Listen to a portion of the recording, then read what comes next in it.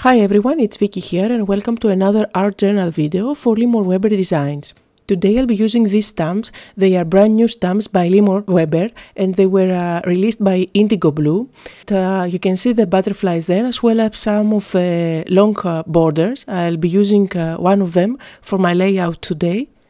These are great stamps for art journaling as well as any mixed media project, and you can also use them in your scrapbooking and card making. And here is a quick look at all the layouts that I have already created in this art journal. Some of them are already posted on YouTube and others are for private classes. I'm using my scissors to cut about 3/4 of an inch on the page, and I'll be cutting out strips of paper from the edges. This will ensure that my pages are smaller than the width and length of my journal, and that's a great technique that I love to do lately to border my layouts. And first of all, I'll go over my pages and I'll apply a thin layer of gesso because I'm planning to use inks today. I'm using gesso by Faber-Castell and I love to do gesso washes with it because it's nice and runny. I'm applying gesso with my brush in both pages and then I leave it to dry. And while it was drying, you'll see what happened.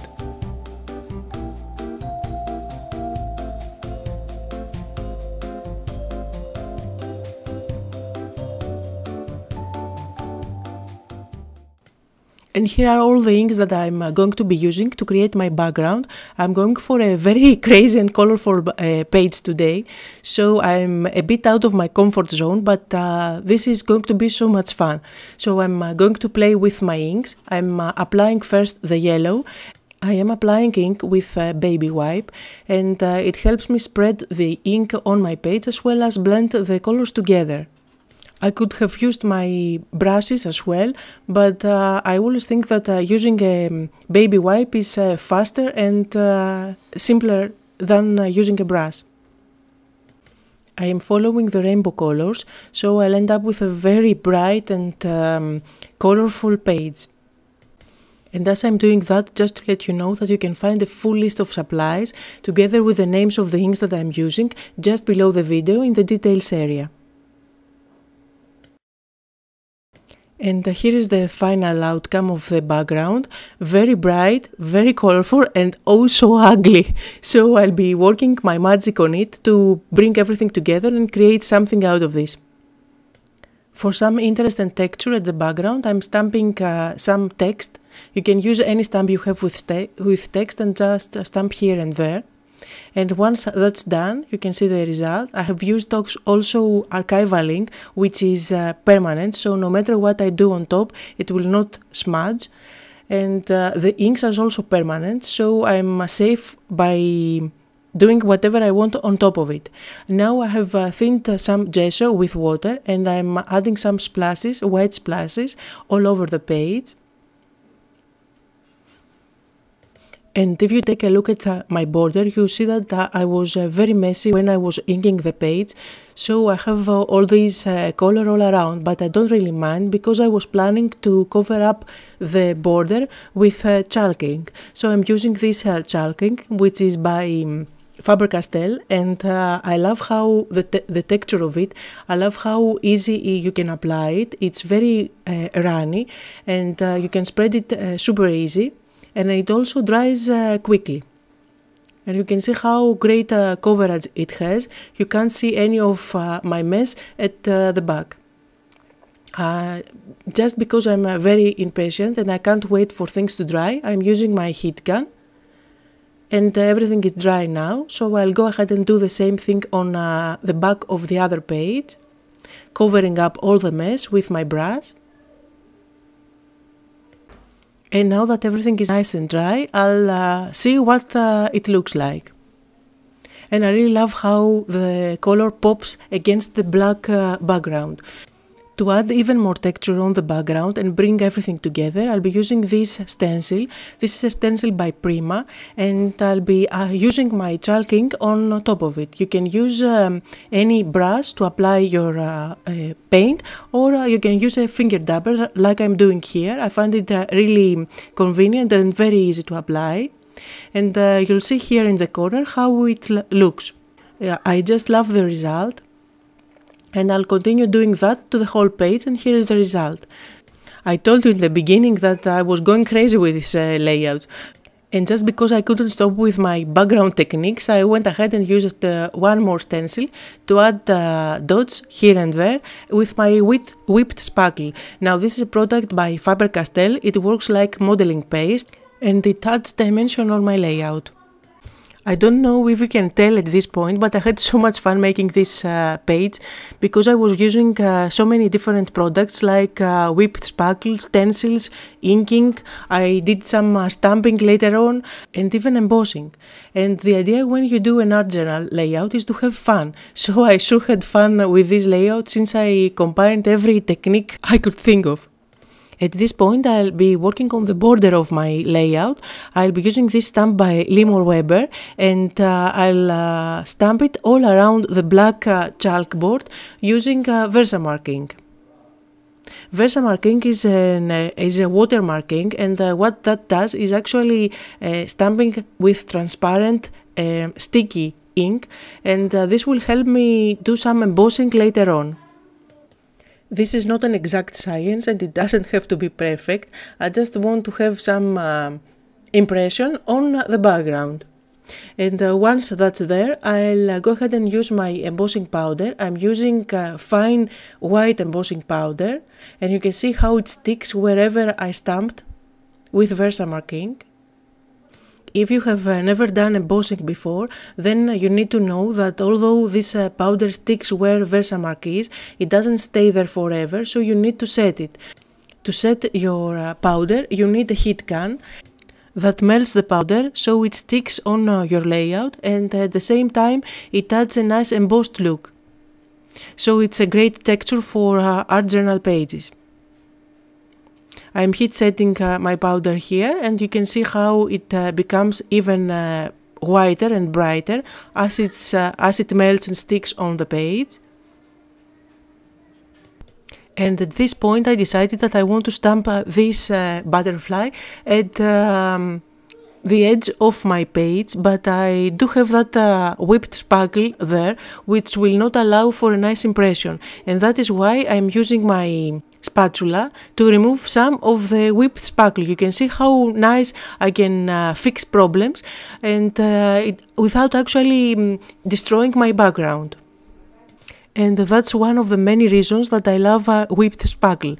So although I didn't plan ahead, I can always create a place for me to stamp the butterfly. I'm using archival ink to stamp the butterfly, and you can see the outcome. It's not that clear since it's such a busy background that you can't tell a lot, but since archival ink doesn't dry quickly, I still have some time to apply some embossing powder. I'm using black embossing powder this time, and this will create an embossed look as well as add some shine and texture on my page. And once my powder is set, I'll go ahead and do the exact same technique with a smaller butterfly stamp.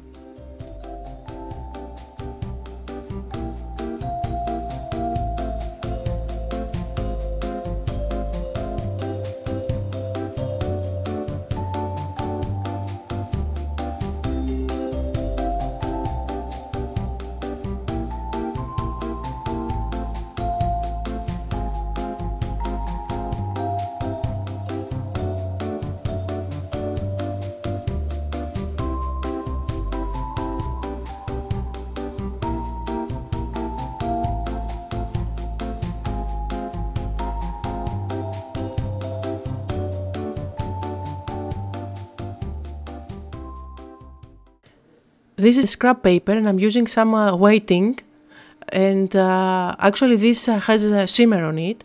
I'm just applying it on this piece of scrap paper with my brush, and then once this is dry, I'll go ahead and stamp both the butterflies that I've used on my layout. So I'm using my heat gun there, and I'll be actually using black archival ink, so that's permanent ink, to stamp both the butterflies. And now it's a great opportunity for you to see how awesome this stamp is, since you couldn't actually see how it looks on my busy background. And that's the smaller one. And now I'll go ahead and stamp the large one. So the idea here and why I'm doing this at the moment is to paper piece. I told you I went crazy with this layout. I did all the techniques I've ever done in a layout. So paper piecing it is now. So my butterflies are going to be white, and I chose white instead of any other color just because I have so busy background, and that will help the butterflies to pop on my background, and they won't get lost. I have used my scissors and cut out both butterflies. And you can see here how much they pop against that background. This is where I decided that I want to add a white wash over the background to push it back a little more. So I'm not actually covering up the whole thing, I'm just using a bit of gesso with a lot of water. And although it looks a lot paler at the moment, it won't be as much when it dries. If you take a closer look, you'll see that the black embossing powder actually resists gesso, and that's because I added so much water on gesso. And that's a great thing because I didn't want to lose that texture of the embossing powder. I did a quick wash on the other page as well. And here is the final result, which isn't that pale after all. With a small spatula, I went all over the edges and added a bit of gesso, and this actually binds the layout with the splashes on the black chalkboard background.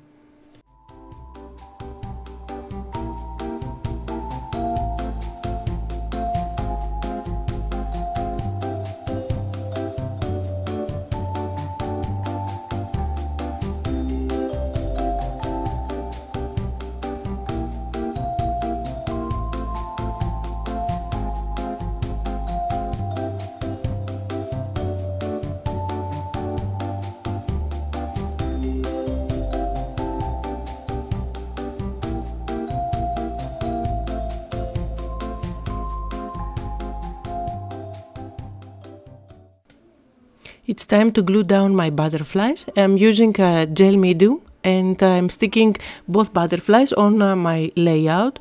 And as you might see, I'm not adding gel medium all over the back of the butterflies. I'm just staying at the center, so I won't lose that dimension of their wings. And now it's time to add the quote. I'm using this stamp by Impression Obsession, and at this point I had a duh moment. So for some reason I don't really know, I was stamping letter by letter instead of the whole word. But I got smarter later on and speed up the process by stamping the whole word instead. So anyway, I won't bore you with that. I'll just skip to the point of the video where I've stamped all the letters, and I'm using my scissors to cut around them. It's not that difficult to cut them out, I'm just following a line there. And once all the letters are cut out, I'm using my gel medium to stick them down. While sticking the letters, I also make sure that I cover up with gel medium on top as well, just to make sure that they won't move later on.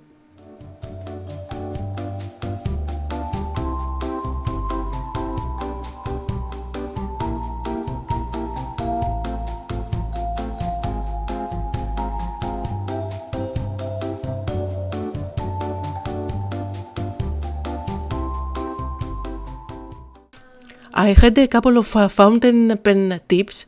These are from a set by Prima, and I'm going to be using those tips as the body of my butterflies.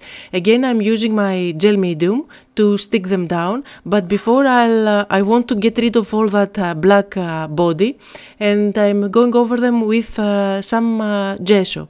Gesso sticks everywhere, so that makes sure that it will stick on those metal tips, and I also blend them out with my fingers, since I didn't want to have too much white there. And this is the moment where I'm adding gel medium at the back to stick them down. Gel medium is nice and strong, and it will ensure that those tips will stay in place. Notice how I have been generous with gel medium at this point, since those tips are quite heavy. And now it's time to stick those pages together. I'm adding gel medium at the back, and notice how I stay away from the edges of my main layout. I don't want to lose that dimension on the edges as I stick those pages together. To finish off my layout, I'll use my black liquid X ink and add some splashes on my layout.